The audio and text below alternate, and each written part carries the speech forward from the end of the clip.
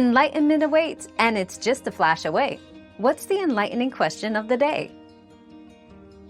Susan Nelles, a nurse at the hospital for sick children in Toronto, was falsely accused of murdering infants in 1981.